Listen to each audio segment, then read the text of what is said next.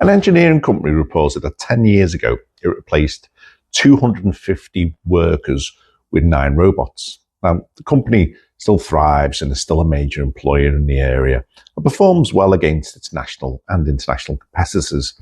Now, if we write history and the company decides not to invest in those robots and continues to produce goods using its human staff, well, gradually the competitors do introduce robots and the cost of producing their goods goes down. Our company now starts to lose orders as it can't remain competitive in the marketplace. So it downsizes a few times and then eventually closes with the residual damage that generally occurs in the local community when that happens. So labour saving systems have already eliminated millions of man hours in the UK, making remaining workers more productive. But artificial is simply another tool that any company can leverage to achieve more with a smaller workforce or completely replace some teams. For instance, a company I work for, we recently replaced our accounts clerks who managed invoices with an AI tool that read the invoices automatically and updated the finance system. Now, this was pretty new technology at the time, but most modern finance systems now have a similar capability. And many businesses have chosen not to hire for these straightforward jobs anymore. Now, a survey of 697 companies by Metro-G, who are a research and advisory firm, revealed that companies that didn't implement AI in 2023 hired about 89% more agents than others in their contact centres. When I was introduced to contact centres, this did lead to 36% of companies laying off an average of 26% of the workforce. And that was just within 1 year. Now, these statistics are concerning and they reflect the impact on call centres, which, to be honest, have already faced challenges from outsourcing, understaffing, automation, much more than other professional services. And while other businesses have successfully reduced headcount and expenses, there's an underlying issue.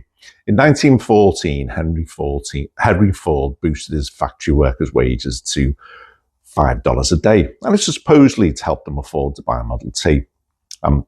However, the real reason was really to lower employee turnover and prevent these workers from leaving and joining Dodge.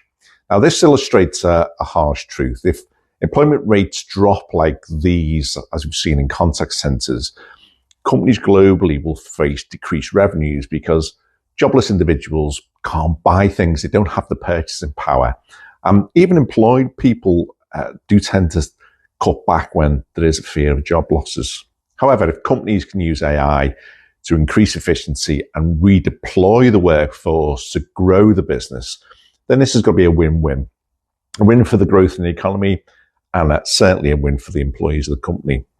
But what if the company can't introduce a robot or AI or make itself more efficient? Well, one growing trend is for companies to focus on creating products for the rich. Now, the wealth gap is widening all over the world, with the rich getting richer and the poor getting poorer. So some companies are betting their future on generating income only from their wealthy customers. Now, this might seem extreme, but it's already unfolding. If we think about video game sector, the industry is capitalizing on what's called the freemium model, where most players get the game completely free, but a small number, which they refer to as whales, spend substantial amounts of money, sometimes thousands of pounds, on in-game features. Now, these players, they're essential because they provide social opportunities for those who play and enjoy the status and the perks. Now, in an era where budget-friendly entertainment is in demand, the gaming industry has realized that their profits actually do come from catering to those with disposable income rather than from their general population. But as automation likely replaces more jobs, the value of labour may also diminish, while the worth of income-producing assets may increase. Now, the rapid evolution of AI and automation makes the future unpredictable, but those investing in these technologies will need to recognise what the gaming industry has already learned. There's greater profit in targeting affluent customers, while everyone else serves generally as entertainment. Now, this trend isn't new. As AI advances, it will further amplify these issues that have been developing for years. Therefore, understanding the mechanics of money and how businesses adapt to a world where affordability becomes a challenge is crucial for our investments. Now, Lamborghini has sold more cars in the past decade than in its entire history. And this really highlights the growing market for luxury vehicles. There's simply a bigger marketplace for £300,000 plus cars. From Ferrari to luxury groceries, exorbitant gym memberships, hotels, and the rise in popularity of private jets and yachts, they're much more commonplace nowadays. It's true that billionaires are becoming wealthier. Those who maintained even a modest investment portfolio over the past 4 years have amassed significant wealth, really. Some have benefited from really clever and astute investments, while others just leveraged credit to take full advantage of these unprecedented asset bull market that we've been in. And few modern fortunes have been solely through hard work.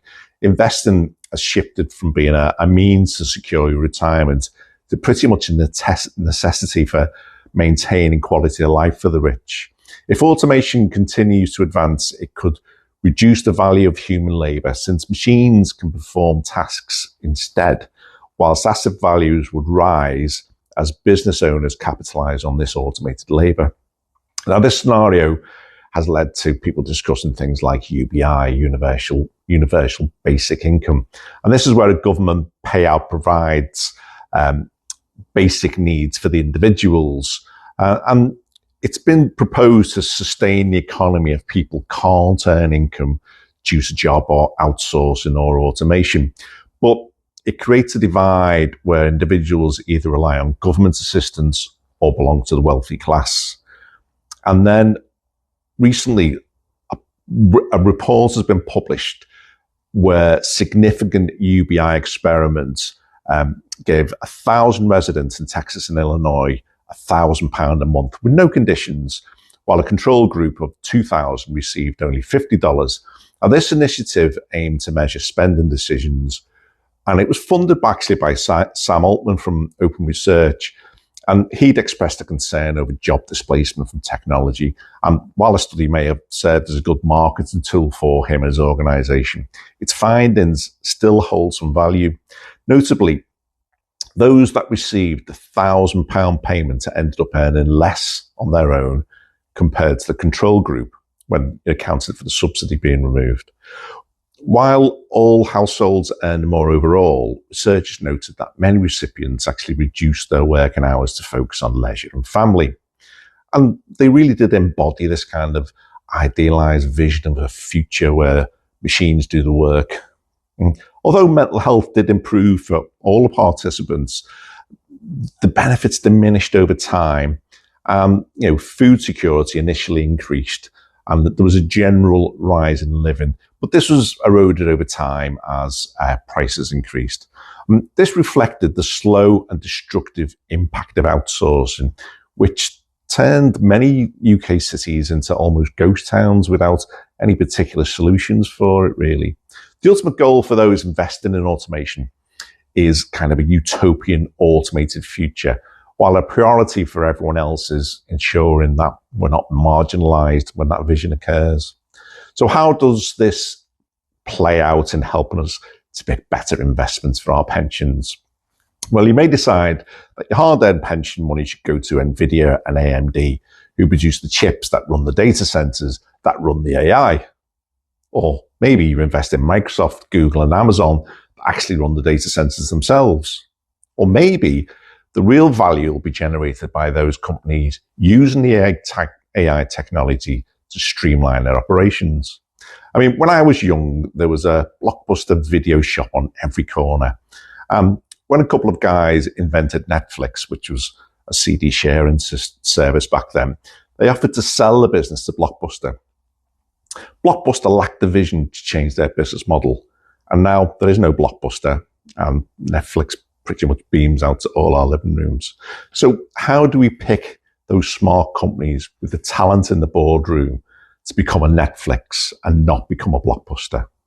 Well, if I was a 20-something with a general investing account, I'd certainly try my best. However, as a 50-year-old something with a pension account, I don't see that kind of pursuit as suitable for me. I'll explain this with an example. When I was a kid and the Grand National was on, my dad used to split his bet over about 30 horses. He'd win every year. And by win, I mean, of the 30 horses, one of them would always win. And overall, the winnings from that race would about clear what he paid out on his bets. Meaning sometimes he won a little, sometimes he lost a little, but never lost everything and never won big. Now, rather than betting the ranch on the big winners in the AI race, why not bet on all the riders? The winners will be in that bunch. Now, this is easy in pension investing, and it's called index investing. And in most cases, investors should really focus on low-cost index funds as their main investment strategy. And I'll outline why a low-cost index fund is a good investment choice for me and for most individuals, especially for those currently using high-fee, actively managed funds, which is common amongst Britons. The rationale for index funds can be distilled into a few key points: cost efficiency, diversification, investment returns, tax efficiency, and simplicity. Now, I'll begin with a background on index funds. So an index fund is essentially a collection of stocks that intend to mirror a particular market or a segment. For example, the S&P 500. And this represents US large companies.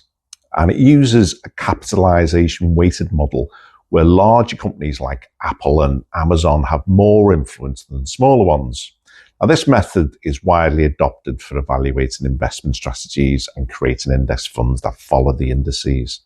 And throughout this discussion, I'm going to specifically refer to capitalization weighted market index funds rather than any other kind of strange composite.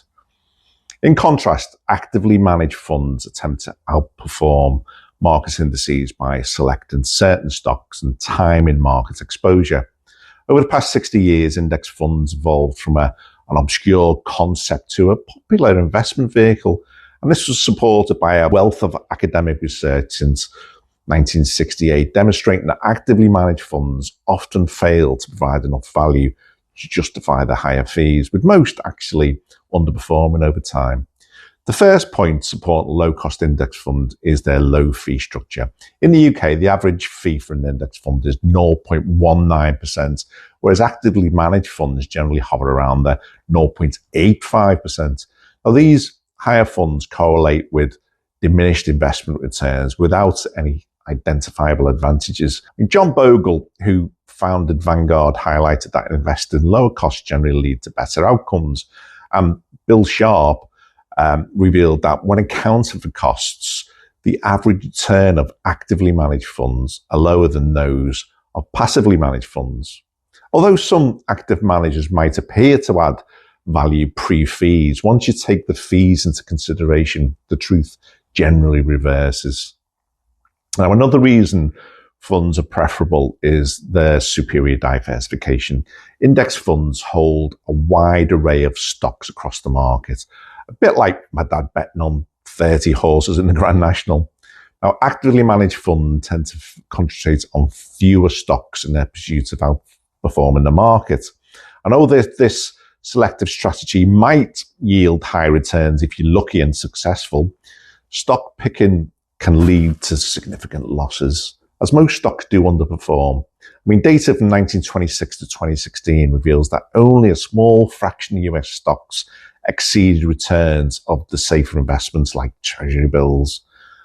Bet on all the horses and you're betting on all the winners. The second significant point is that index funds typically outperform the vast majority of actively managed funds. The 2023 study of US equity mutual funds from 1991 to 2020 found that over half of these funds underperformed compared to index funds. And after accounting for fees, only a small percentage managed to achieve better results. this includes more extensive studies that actually corroborate these findings over longer term horizons. Investors frequently seek out actively managed funds, expecting past winning managers to keep performing well. But evidence suggests that this is just an illusion, really. While some active funds may have outperformed historically, there's little support for the idea that past success will translate into better future results. Index funds not only provide high returns, but are also tax efficient. And this is due to their lower turnover rate, which results in fewer taxable distributions for investors. Another advantage is simplicity. I mean, assessing the performance is really straightforward compared to actively managed funds, where performance can be quite challenging to interpret, really. Now, I focused generally on total market index funds. It's crucial to be cautious that not all index funds are equal. Some thematic index funds that track popular trends may perform poorly in the long run, like, a green energy fund or a crypto fund. Hence, I choose capitalization weighted total market index funds. So in summary, low-cost index funds are diversified, cost-effective, and historically outperform most actively managed funds, when you take fees and taxes into consideration. But thanks for watching, and if you found this video helpful, please share it with others who may still be using high-fee actively managed funds. See you on the next one.